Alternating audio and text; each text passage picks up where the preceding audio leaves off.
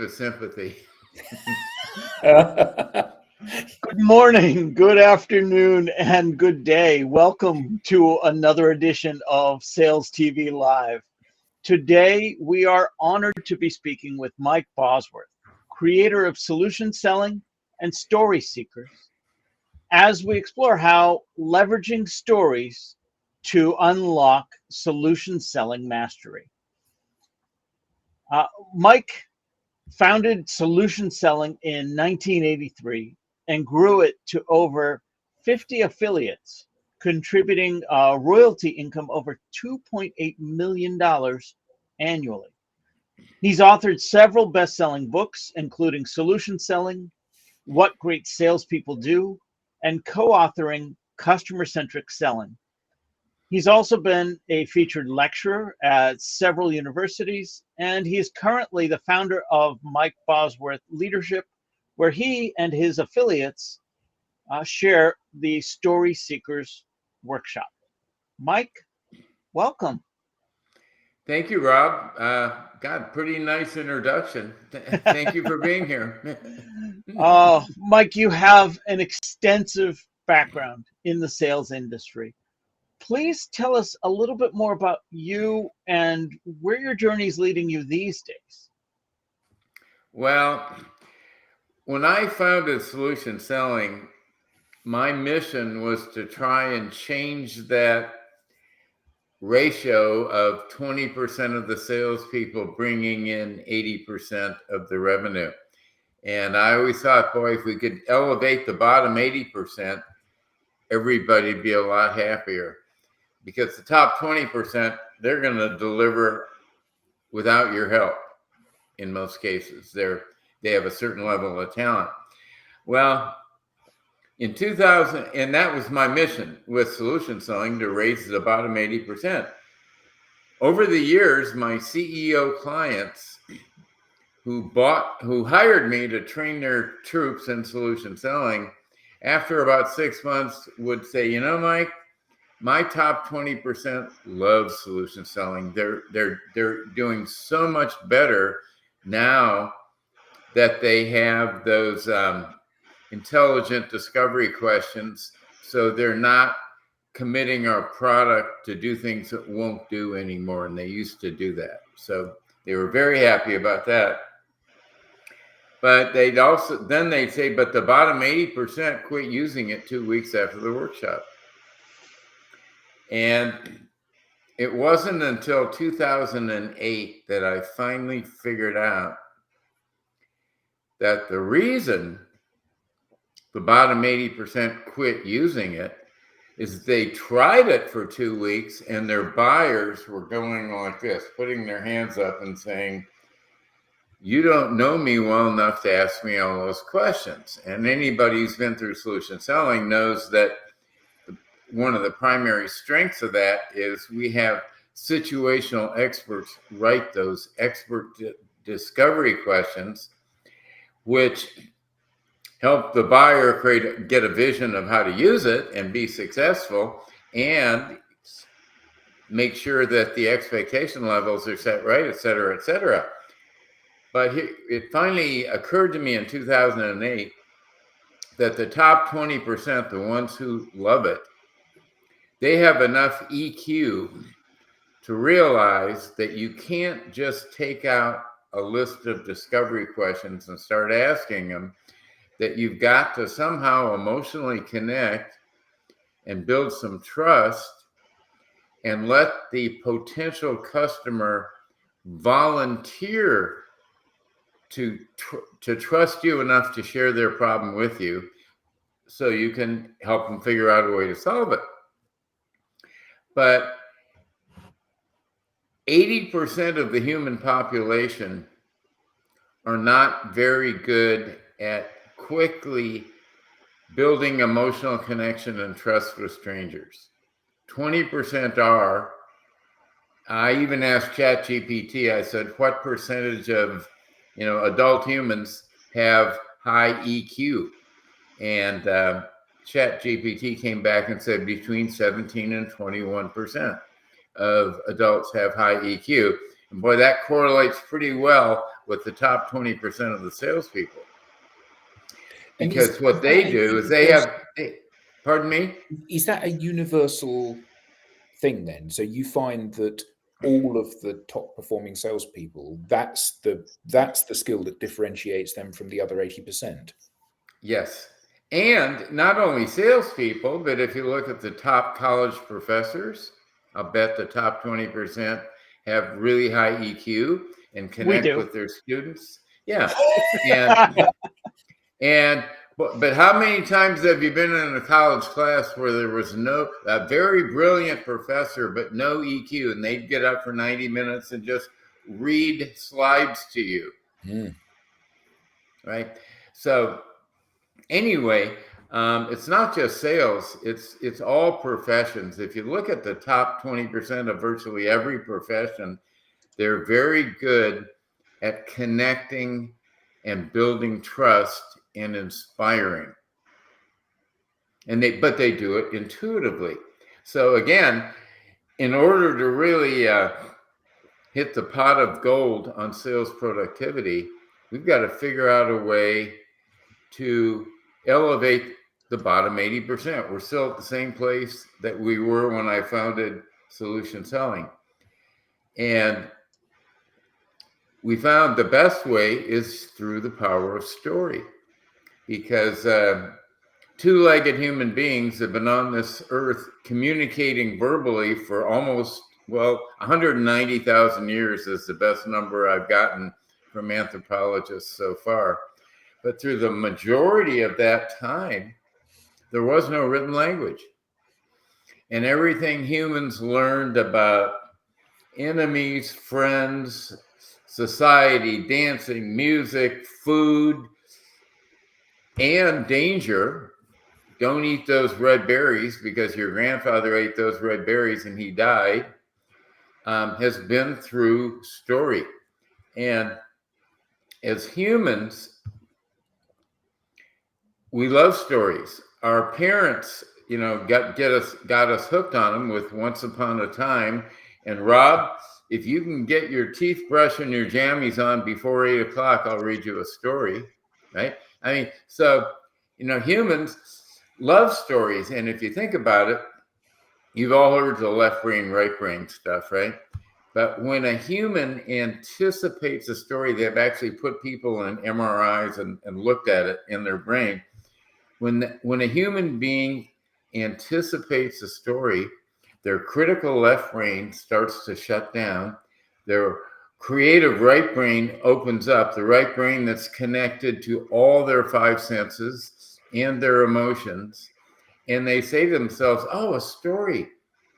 I don't have to do anything. I can just sit back and enjoy. I don't have to make any decisions.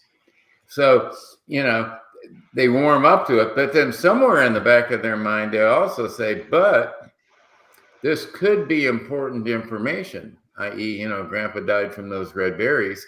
So I better pay attention, and because I might have to remember some of this stuff. Now, can you think of a better frame of mind for a sales prospect than to be in that state of mind? So we're teaching the bottom 80% of salespeople and humanity how to connect and build emotional connection quickly and trust with strangers.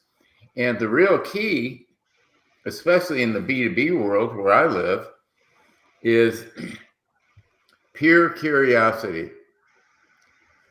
When I was a rookie salesperson at Xerox Computer Services, selling first generation material requirements planning systems for the enterprise, MRP,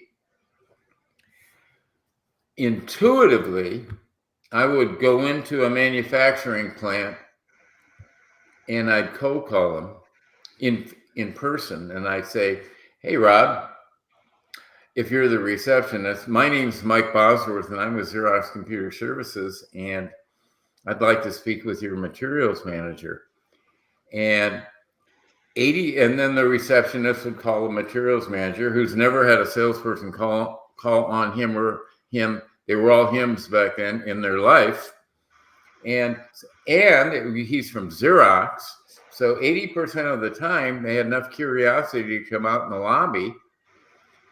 But as soon as they'd walk up to me, and as soon as they'd see me, they'd look down, they'd get their wrist up and look at their watch. Because I was 28 and they were 48. And so you can imagine, oh gosh, now I have to be polite to this guy for 10 minutes before I can get rid of him, but he's too young to know anything about material control, right? So I'd confirm their job title, and then I'd say, Adam, can I share a quick story with you about another materials manager I've been working with for the last 18 months who's less than a mile from here? Now, guess how many times that story ever got turned down? Never, right? Never. Zero. Because of pure curiosity. Boy, when you're in the corporate world, you're curious about your peers. So that 10 seconds got him curious enough to say, yes, I'd like to hear that story. And because of the word story, now his left brain is shutting down and his right brain is opening up. And I had a phenomenal story. I don't know if we have time today for me to let me give you the example. I'll give you We're sitting like we're in bed with a cup of hot milk, and we're all right. Here we go. Tell. All right. So I say, Adam, this story is about a guy named Ed Blackman, who's the materials manager at Elpac Electronics, less than a mile from here. Let me get a quick glass of water. I met Ed 18 months ago at an APIX meeting, American Production and Inventory Control Society. Now, I'm going to add the story that I wouldn't have said to this cold call, but my boss at Xerox Computer Services made all of his salespeople join a professional association of manufacturing professionals. So every month we were sitting around a dinner table hearing these people talking about their jobs and stuff like that. So I met Ed Blackman 18 months ago, and he was the president of the Orange County APIX. And 18 months ago, when Ed found out that Xerox now had a new capability which would allow a manufacturing plant, even with 50,000 parts, to replan their entire schedule overnight. And when Ed heard that 18 months ago, he actually came to us and said, I want to be the first. I know you don't have any other existing customers, but this makes so much sense to me. I want to be your guinea pig. Let me be first. And so 18 months ago, we installed the Xerox MRP system in Ed's manufacturing plant. Here we are 18 months later. His inventory used to be 8 million. Now it's 2.7.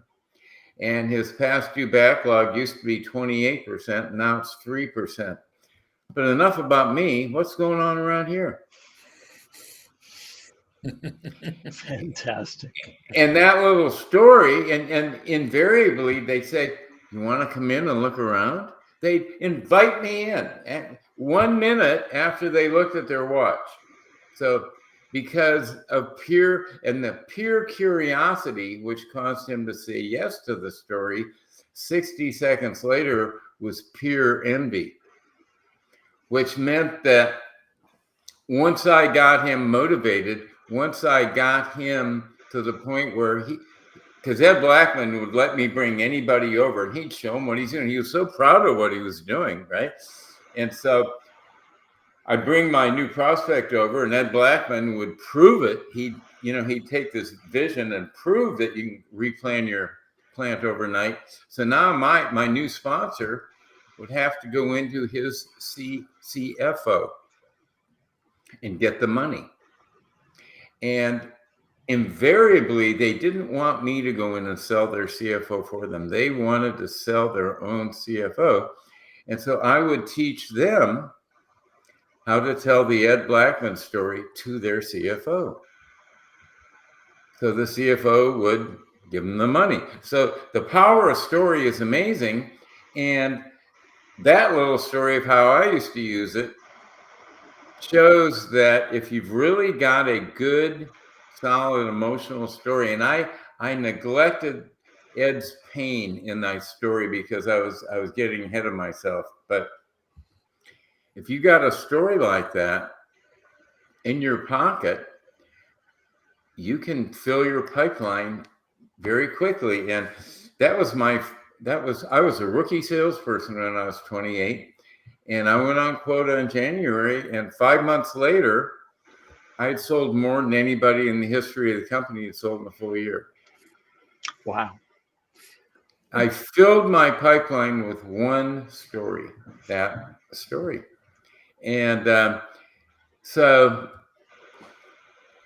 there's a lot of B2B sales forces out there where a lot of their salespeople are really smart, but they don't have such high EQ.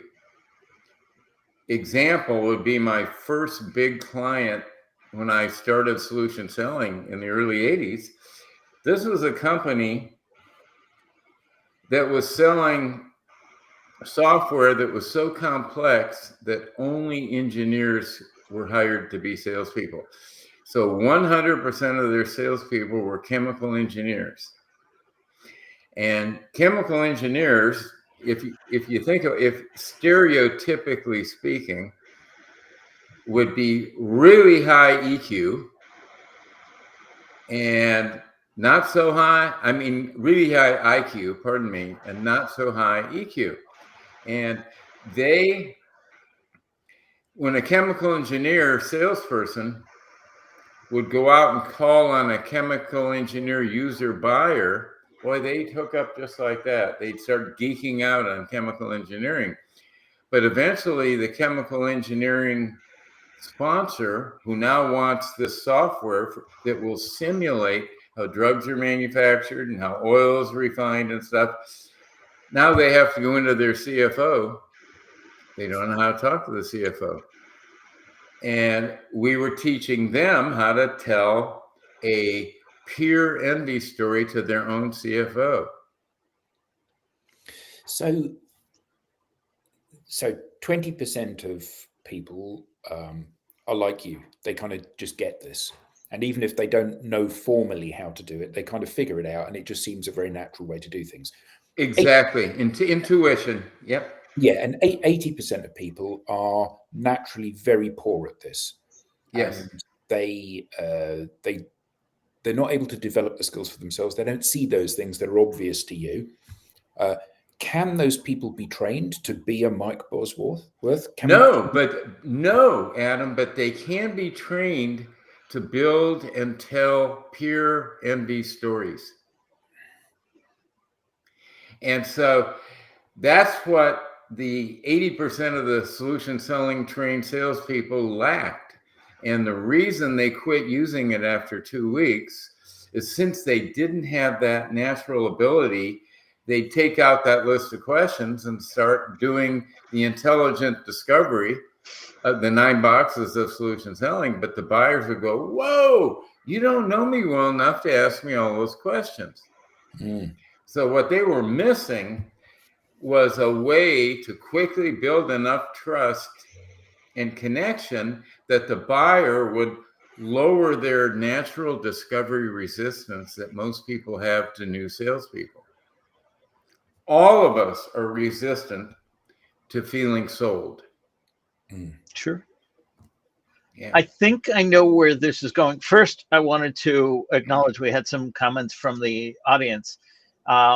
Ed Kosar, I apologize, Ed, says, great data embedded in your stories, Mike, as always. What a pro. Thank you, Ed. He said you're assuming we went to class too. Well, yeah, he also in college, once you knew you had a professor like that, he's right. Most people quit going to class. They know they're going to have to take a bubble test at the end, and they take the book out, the textbook, and study it the night before. But it's excruciating to be in a room where you've got somebody up on a pedestal sharing that vast knowledge with bullet points and no interaction at all. And then we have Willie Chambers commenting by way of Facebook, learning sales from Mike is gold. Thank you so much again for all of the excellent knowledge that you share. Use your strategies almost every day. Again, Willie has been through solution selling. Okay, well, there you go. So I wanted to ask you, and I kind of maybe have an idea of where this is going now, but how has the concept of solution selling evolved with the rise of social media? Well, solution selling was actually misnamed. Okay. If I were bringing it out today, I would call it solution discovery, because the whole idea was to do intelligent discovery, which would lead the buyer, one, to fully understand why they have the problem they do. Secondly, to know that not their problem, Adam's problem in material control, is also impacting his boss in manufacturing. It's also impacting the CFO with too much inventory. It's also impacting, et cetera, et cetera. And then the third part of the intelligent discovery was to say, can I try a couple ideas on you, Adam? What if the next time one of your vendors calls you at 3:00 in the afternoon on Friday and says, Adam, I got bad news. Those widgets you're expecting on Monday are going to be 3 weeks late. And you were hoping to go home and watch your kid play soccer, but now your whole weekend's ruined because you have to figure out which customer is going to be impacted. What if you could go to the soccer game and the next morning you had a list on your desk of all the customers you had to call in advance with their phone numbers and give them a new delivery date so they weren't mad at you? In other words, what we had to do was, the key to solution selling was teaching salespeople how to create buying visions, where the buyer says, wow, if I could do that, I could solve my problem. And then to offer proof and say, Adam, I know this sounds too good to be true, so don't take my word for it, make me prove it. And then in my case, I'd take him over to Ed Blackman, and Ed Blackman would prove it for me. So, I hope you bought him nice things at Christmas. Oh God, yeah. But and that was all luck of, but that evolved into solution selling, that whole methodology. And I finally, in 2008, realized the power of that story I've been telling, prospecting. And then I decided we can codify teaching the bottom 80% of humanity how to use stories to connect with people. And that codification is the crux of the Story Seekers Workshop? Bingo. Yeah. I know we only have a minute or two, but at a high level, how would you describe Story Seekers?